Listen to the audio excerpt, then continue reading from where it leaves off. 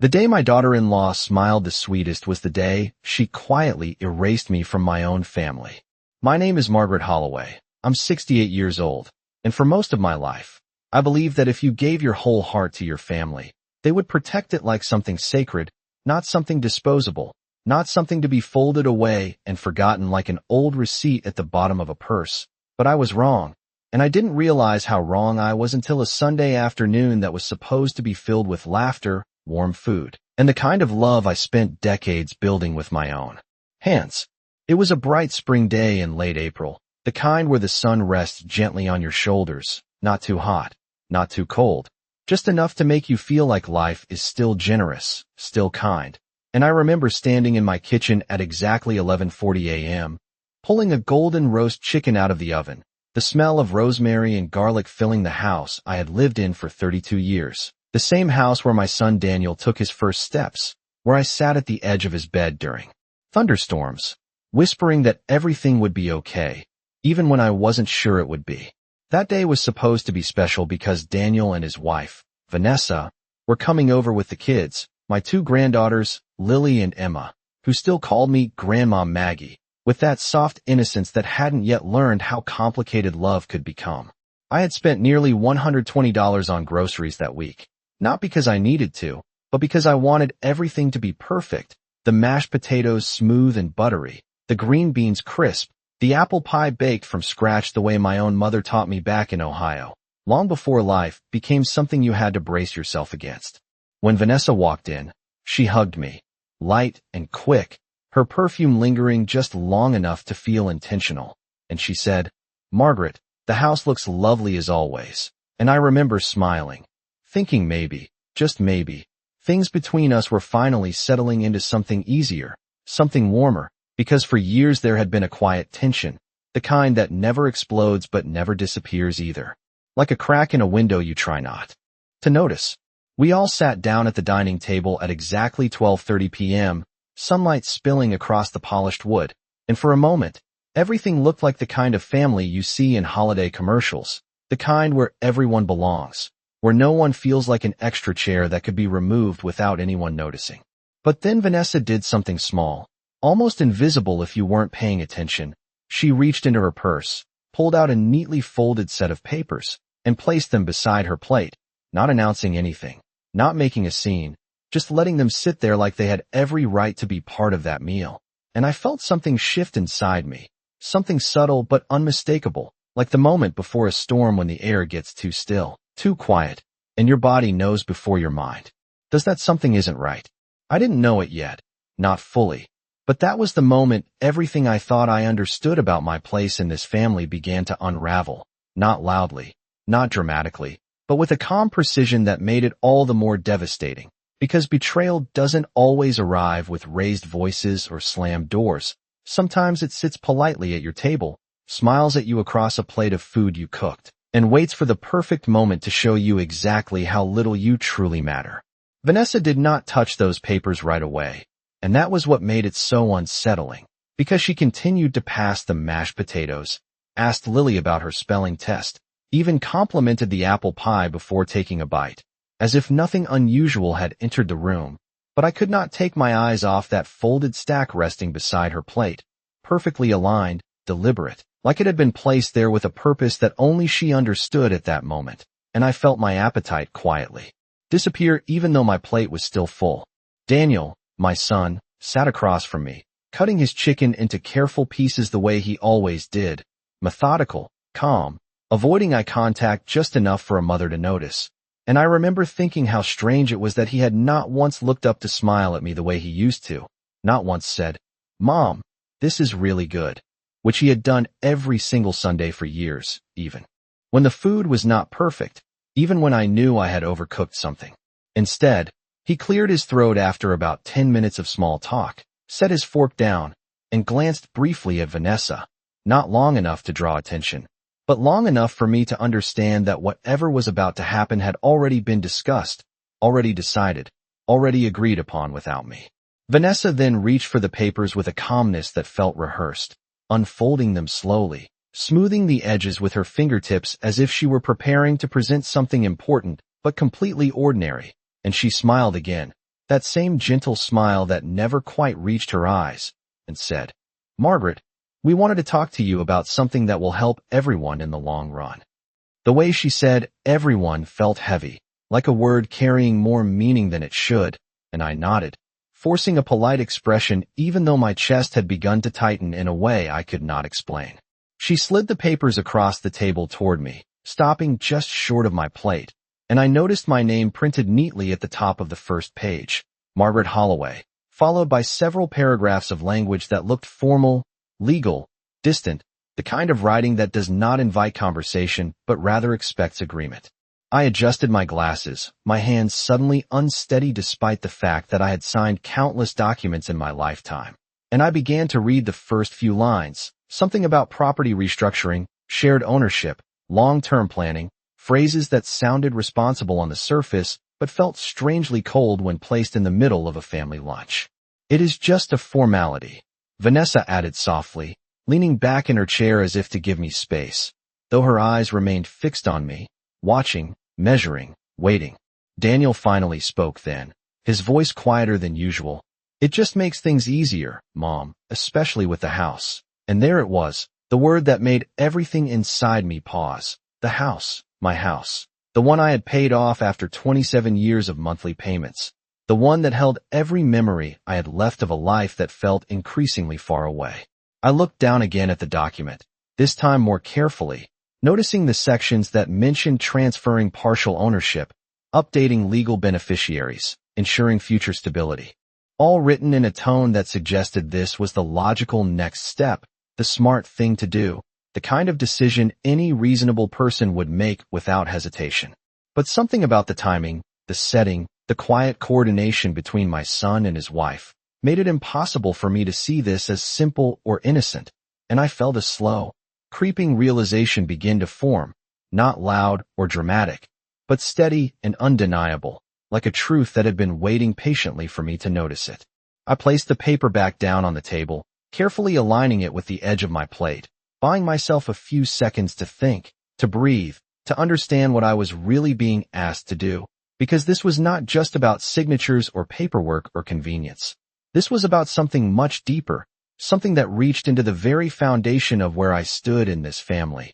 And for the first time that afternoon, I realized that the warmth I had felt earlier, the sunlight, the laughter, the illusion of belonging, might have been nothing more than a carefully arranged stage, and I was only now being handed the script I was expected to follow. I did not answer right away, and that silence seemed to stretch longer than it actually was, because in that moment I understood something that no document could explain, something that lived between the lines and behind the polite smiles sitting across from me. And it was the quiet certainty that this had been planned long before that Sunday, long before the chicken went into the oven or the table was set with my best plates. And I wondered how many conversations had happened without me. How many times my name had been spoken in rooms I was no longer part of. I looked up at Daniel, my son, the same boy who used to reach for my hand when crossing the street, who once cried when I left him at school for the first time, and now he could barely meet my eyes, his attention fixed somewhere just past my shoulder, as if direct honesty had suddenly become too heavy to carry. "Can you explain this to me in your own words?"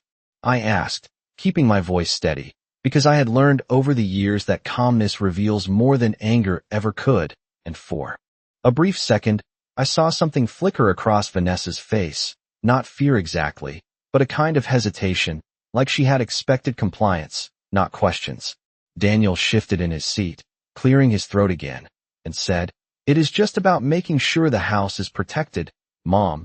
You know, for the future, for the girls."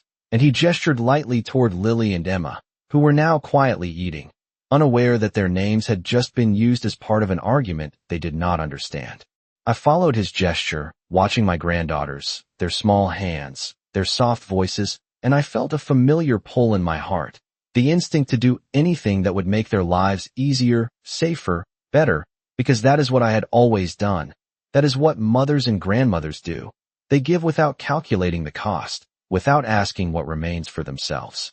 But something inside me resisted, not loudly, not angrily, just a quiet resistance that refused to be ignored, and I turned back to the paper, reading more carefully this time.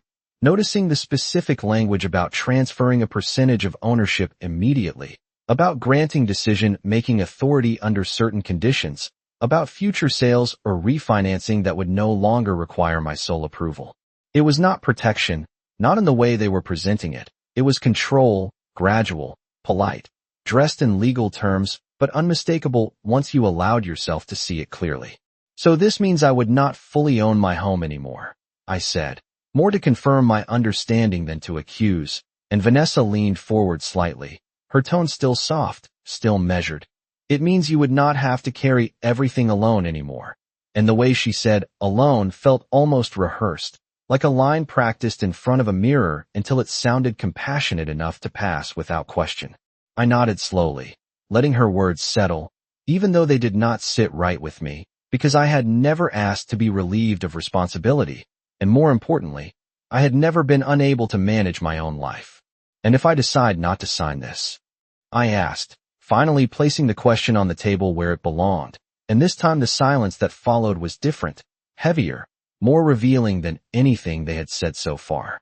Daniel finally looked at me then, really looked at me, and there was something in his expression I had not seen before, something guarded, something that suggested a boundary had already been drawn, and he said, carefully, "We just think this is the best step forward, Mom."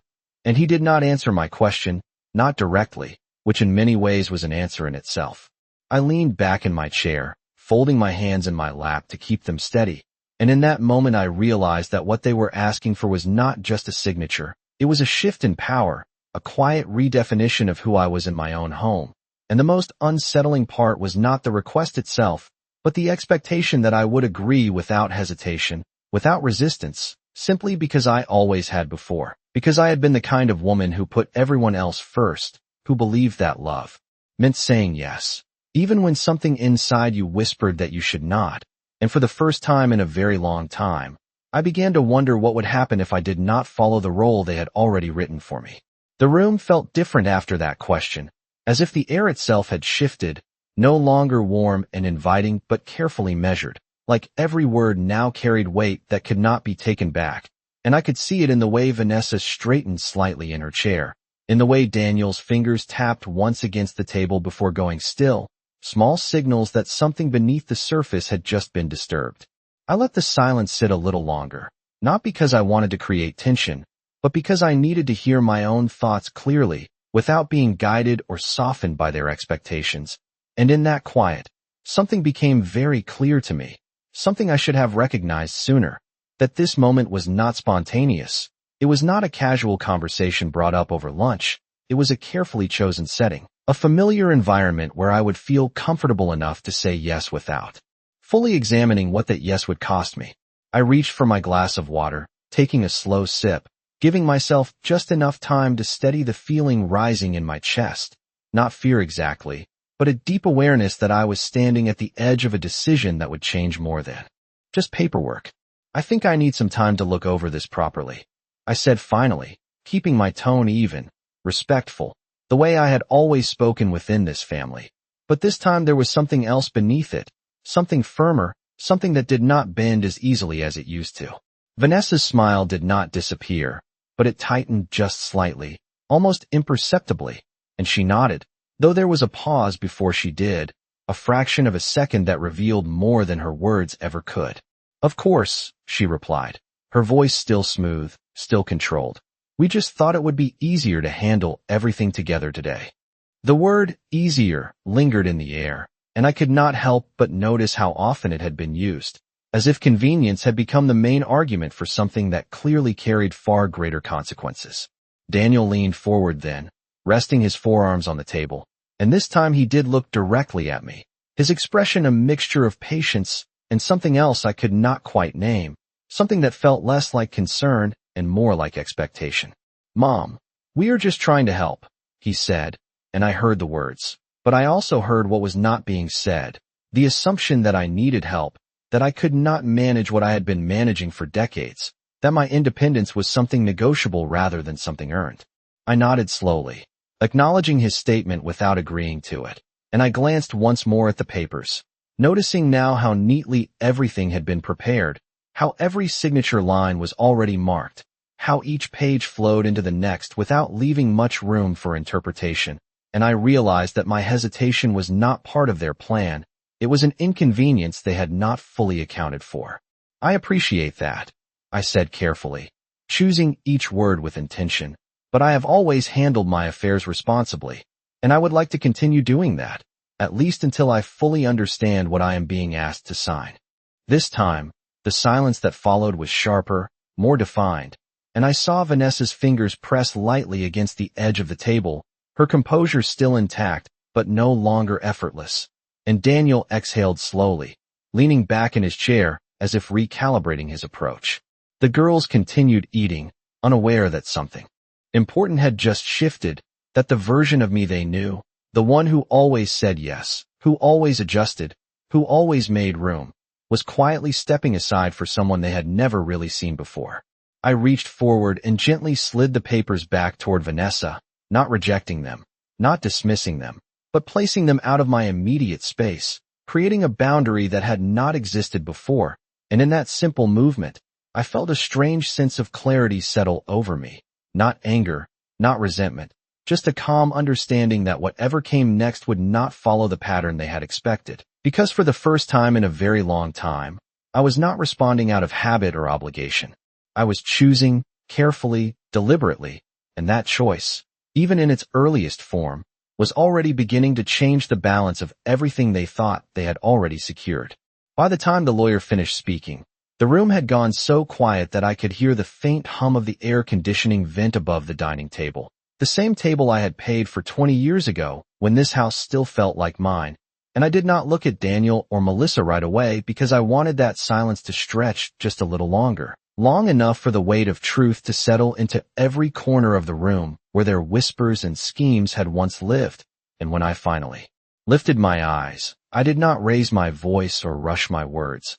I simply folded my hands in my lap and let a small, steady breath leave my chest as I said that everything had been arranged months ago, long before the documents they thought would corner me had ever reached my signature. And I watched as Melissa's confident smile began to tremble at the edges, as if she had just realized that the version of me she had been dealing with was never the whole story, because while she had been busy measuring my worth in square footage and bank balances, I had been quietly measuring her character in moments, in glances, in the way she spoke to me when she thought no one else was listening, and I remembered every single one of those moments now as clearly as if they were written in ink across the walls of that room. And Daniel shifted in his chair, his fingers tapping once against the table before going still, and I could see it in his face too. That slow unraveling of certainty, that dawning understanding that the control they believed they held had never truly belonged to them. And I told them, gently but firmly, that the house was no longer tied to me in the way they assumed, that its ownership had been transferred into a trust designed not for convenience, but for protection of my independence, of my dignity, and most importantly, of my right to decide who stood beside me and who did not. And I let those words sit there between us, not as an attack, but as a boundary drawn with calm precision. Because this was not about revenge in the way they might have expected.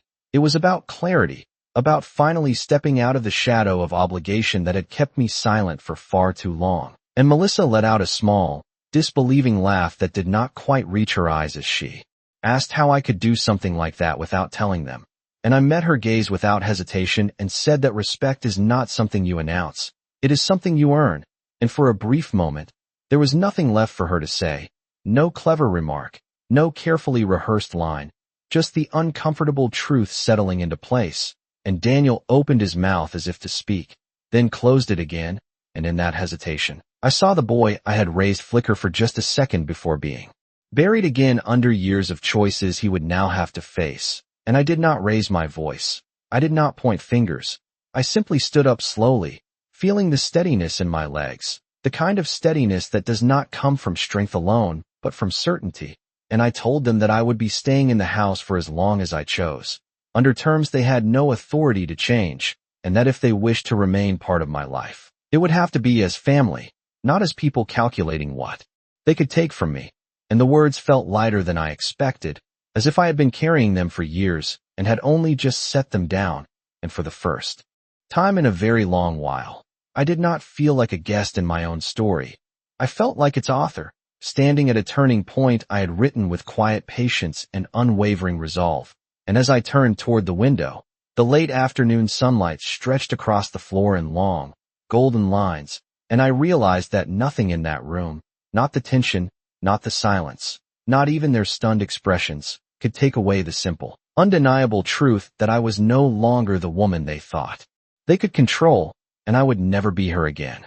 The sunlight lingered long after no one spoke, and I remained standing by the window for a moment longer than necessary, not because I was unsure of what to do next, but because I wanted them to understand that I was no longer reacting to them. I was choosing my own pace now, and when I finally turned back into the room, I noticed how everything had shifted, how the same furniture and walls seemed unfamiliar to them now, as if the foundation they believed they stood on had quietly disappeared beneath their feet, and Daniel cleared his throat in that hesitant way he used to when he was a boy trying to explain a mistake. But this time there was no easy explanation waiting for him, and I walked calmly to the sideboard, poured myself a glass of water, and took a slow sip before setting it down, allowing the ordinary action to underline something important, that I was completely at ease in a space where they were suddenly uncomfortable. And Melissa finally spoke again, her voice softer, now less certain, asking what this meant for all of us moving forward. And I could hear the careful way she chose her words, no longer sharp, no longer dismissive, but searching, and I met her question with the same calm tone I had carried through the entire afternoon, explaining that it meant very simple things, that I would make my own decisions, that my finances were no longer open for discussion or influence, and that any relationship we had from this point on would be built on mutual respect, not expectation or entitlement. And I saw the way her shoulders stiffened at that word, entitlement, because it named something she had not expected to be seen so clearly, and Daniel finally stood up, pacing a few steps before stopping near the chair he had just left, and he asked why I had not trusted them enough to talk about any of this sooner. And that question lingered in the air longer than the others, because it reached backward into years of quiet moments, and I answered him honestly, telling him that trust is not something that disappears all at once. It fades in small, almost invisible ways. Each time a kind word is replaced with a dismissive one, each time a decision is made without consideration, each time a person feels less like family and more like an obligation. And as I spoke, I did not accuse, I simply described, and that difference mattered, because I was no longer trying to win an argument, I was telling the truth as I had lived it. And Daniel lowered his eyes, and for a brief second I could see that he understood more than he wanted to admit. And Melissa said nothing this time, which told me even more than words could have, and I moved back toward the table, placing my hand lightly on the back of the chair I had once been told not to sit in during a gathering. And I let that memory pass through me without bitterness, just acknowledgement, because I no longer needed to hold on to it to prove anything. And I told them that they were welcome to stay for dinner if they wished, but that things would be different from now on, not because I was forcing distance, but because I was finally allowing honesty to take its place, and neither of them answered right away. And in that quiet pause, I realized something that surprised me. I was not waiting for their approval. I was not hoping for an apology. I was simply offering them a choice, the same kind of choice I had finally given myself. And as the light outside began to soften into early evening, the room felt less like a battleground and more like a turning point, one where nothing dramatic needed to happen for everything to change. And for the first time in years, I felt a quiet sense of peace settle in, not because everything was resolved, but because I had finally drawn a line that no one else could move, and I knew that whatever came next would be faced on my terms, with clarity, dignity, and a strength that no longer needed to prove itself to anyone but me. By the time the sun dipped behind the maple trees lining the quiet suburban street, I had already made my decision, and unlike the version of me they thought they knew, this was not a decision born from emotion, but from clarity, from months of silent observation and careful patience that no one in that house had ever bothered to notice. I sat at the same oak dining table where just days ago I had been asked, with polite smiles and cold eyes, to consider downsizing, as if I were some outdated piece of furniture, and I let my fingers glide over the surface I had paid for. The same table where I had hosted every Thanksgiving dinner for over 30 years, where laughter once lived before it was replaced with whispers that stopped the moment I entered the room. And I realized something simple but powerful. They had mistaken my silence for weakness, my kindness for dependency, and my age for irrelevance. But what they failed to understand was that I had been preparing long before they ever made their move. Earlier that afternoon, I had met with Mr. Reynolds, the attorney who had helped my late husband and me draft our original estate plan. And as he adjusted his glasses and looked over the updated documents, he gave me a small nod, the kind that does not need explanation. Everything was now in place, every asset accounted for, every ownership detail clarified. Every assumption they had quietly built their plans on had just been dismantled without a single confrontation, without a raised voice, without giving them the satisfaction of seeing me react. When I returned home, my daughter-in-law was in the kitchen, scrolling on her phone, barely glancing at me as I walked in. And for the first time, I did not try to fill the silence. I did not ask about dinner. I did not offer help. I simply moved past her, carrying with me a calm that felt unfamiliar, but deeply earned. And I could sense it unsettled her more than any argument ever could, because people like her thrive on control, on predictable reactions, on knowing exactly how far they can push before someone breaks. But I was no longer part of that pattern. Later that evening, my son brought up the housing conversation again, his tone rehearsed, his words carefully chosen to sound reasonable, practical, even concerned. But I could hear the hesitation underneath, the uncertainty that comes when a plan no longer feels as secure as it once did. And I let him finish. I let the silence stretch just long enough to make them both uncomfortable before I finally spoke, my voice steady, measured, and completely unfamiliar to them. I told them I had already handled everything, that there would be no need for further discussion. And for a brief moment, confusion flickered across their faces, followed by something sharper, something closer to panic. Because control had just slipped from their hands without warning. I did not explain the details. I did not mention the legal protections now in place. I did not tell them that the house was no longer something they could quietly maneuver into their names, that the accounts they assumed would eventually support their plans were now structured in a way that required my explicit direction and no one else's. Because the truth is, power does not need to announce itself when it is real. It simply exists, undeniable and unshakable. That night, as I sat alone in my room, I did not feel anger. I did not feel regret. I felt something far more valuable. I felt awake, as if I had finally stepped out of a role I had been playing for far too long, the role of the accommodating mother, the grateful guest in her own home, the woman who kept peace at the cost of her own dignity. And as I turned off the light and let the quiet settle around me, I understood that what came next would not be about revenge in the way they expected. There would be no dramatic confrontation, no emotional outburst, only a series of calm, deliberate steps that would slowly reveal a truth they were not prepared to face. That the woman they had tried to push aside was the very foundation they had been standing on all along, and that foundation was no longer theirs to lean on. The next morning unfolded with an unusual stillness that did not belong to that house, as if even the walls were waiting to see what I would do next. And for the first time in years, I did not rush to fill the silence with routine or obligation. I made my coffee slowly, measured each spoonful with intention, and sat by the window where the early light stretched across the yard I had once planted with my own hands. And I allowed myself to sit without being needed, without being summoned, without being reduced to a role that no longer served me. And it was in that quiet that I noticed the shift beginning to take shape, subtle at first, but undeniable. Because when you stop reacting the way people expect, they begin to reveal themselves in ways they cannot control. My daughter-in-law came downstairs earlier than usual, her steps hesitant, her voice unusually soft as she asked if I wanted breakfast, and I almost smiled at the unfamiliar tone, not out of kindness, but out of recognition. Because this was not care, this was uncertainty. And uncertainty is what happens when someone realizes their assumptions may have been wrong all along. And I declined politely, not with coldness, but with a calm detachment that left no room for interpretation.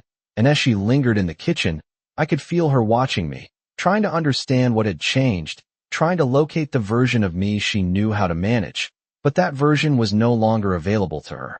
Later that day, I received a phone call, one that I had anticipated but still carried weight. It was the bank confirming the final adjustments I had authorized, the restructuring of accounts, the updated access permissions, every detail aligned with the decisions I had made the day before, and as I listened to the representative carefully review each point, I felt something settle into place, not just legally but internally, a sense that I had finally stepped into ownership not just of my assets but of my own narrative. And when the call ended, I did not rush to share the information, I did not announce it. Because information in the wrong hands becomes a tool, and I had no intention of handing them anything more than they deserved. That evening, my son approached me again, but this time there was no script in his voice, no rehearsed concern, only a quiet tension that betrayed his growing awareness that something had shifted beyond his control. He asked if everything was all right. A simple question on the surface, but layered with the kind of unease that comes when someone senses they are no longer steering the outcome. And I looked at him, really looked at him, not as the boy I raised, but as the man standing in front of me. And I answered honestly. I told him everything was exactly as it needed to be, and I let the words rest there without explanation. Because clarity does not always require elaboration. As the days moved forward, small changes began to ripple through the house. Conversations lowered when I entered did not resume the way they used to. Decisions that once excluded me were now hesitantly brought to my attention, not out of respect, but out of caution, and I observed it all without interference. Because this was the part they would never understand, that the true shift had already happened long before they noticed it, that the power they thought they could take had never actually left me. It had only been waiting for me to claim it again. And now that I had, there was no urgency, no need to prove anything. Only a quiet, steady control that reshaped the entire atmosphere without a single raised voice. And as I sat once more at that same oak table, I realized that what unsettled them the most was not what I had done, but what I had stopped doing. I was no longer explaining, no longer justifying, no longer asking for space in a home that had always been mine. And in that absence of permission, they were finally forced to confront a truth they had spent months ignoring. That I was not someone to be moved aside, not someone to be quietly replaced, but someone who had simply allowed them to believe that illusion for far too long. And now that illusion was beginning to fall apart piece by piece, without drama, without confrontation, just the slow, undeniable weight of reality settling in. By the time the lawyer finished speaking, the room had gone so quiet that I could hear the faint hum of the air conditioner above us, steady and indifferent. As if nothing important had just happened, as if a lifetime of quiet manipulation had not just been carefully unraveled in a matter of minutes. And I sat there with my hands folded in my lap, not trembling, not angry, just steady in a way I had not felt in years. While across the table Melissa's expression shifted from disbelief to something sharper, something brittle, her lips parting as though she might argue. But no words came out, and Daniel, my son, kept his eyes fixed on the polished wood surface, as if looking up might force him to face not just me, but everything he had allowed to happen under his own roof. And for the first time in a very long time, I did not feel the need to rescue him from that discomfort. I let it sit there between us, heavy and honest, because some lessons arrive late, but they still arrive. I reached into my purse and calmly placed the second envelope on the table, the one I had prepared weeks ago, long before this meeting. When the pieces had started to come together, and I realized that silence would only make me smaller in my own story, and the lawyer nodded slightly, giving me the floor without saying a word, and I slid the envelope toward Daniel, not toward Melissa, never toward her, because this was not about her anymore. It never truly had been. It was about the line between what a mother gives and what she allows to be taken. And Daniel hesitated before opening it, his fingers slower than usual, as if part of him already knew that whatever was inside would not be easy to carry. Inside was a letter, written in my own hand, not typed, not formal, but clear and deliberate. Every word chosen the way you choose what to pack when you know you are leaving a place for good. And as he read, I watched his face carefully, not to measure his pain, but to see if recognition would finally reach him, if he would understand that this was never about money or property, but about respect, about truth. About the quiet dignity that had been chipped away piece by piece while I was told to be grateful just to have a place at the table. The letter did not accuse, it did not insult. It simply stated what had happened, what I had seen, what I had endured, and what I would no longer accept. And when he reached the end, his shoulders dropped in a way that told me more than any apology ever could, because sometimes the heaviest weight is not anger, it is realization. And Melissa finally spoke then, her voice tight, asking if this was really necessary, if we could not just move forward. But I did not look at her. I did not respond to her, because for the first time, she did not get to define the conversation, and the lawyer gently reminded us that the documents were clear, that the ownership had already been transferred, that the accounts had been secured, that there would be no further changes without my consent. And I felt something settle inside me, not triumph, not revenge, but something quieter and far more powerful, a sense of completion, as if a chapter that had been dragging on far too long had finally been closed with intention instead of exhaustion. I stood up slowly, smoothing the front of my coat, and for a brief moment, Daniel looked up at me, really looked, and there was something in his eyes I had not seen in years, not authority, not expectation, but uncertainty, and maybe even a trace of regret. But I did not step toward him, I did not reach out, because this was the part where he would have to decide what kind of man he wanted to be without me carrying that weight for him. And as I walked toward the door, I realized that the silence following me felt different from the silence I had lived in before. It was not suffocating, it was not imposed, it was chosen, and for the first time in a very long time, it felt like peace.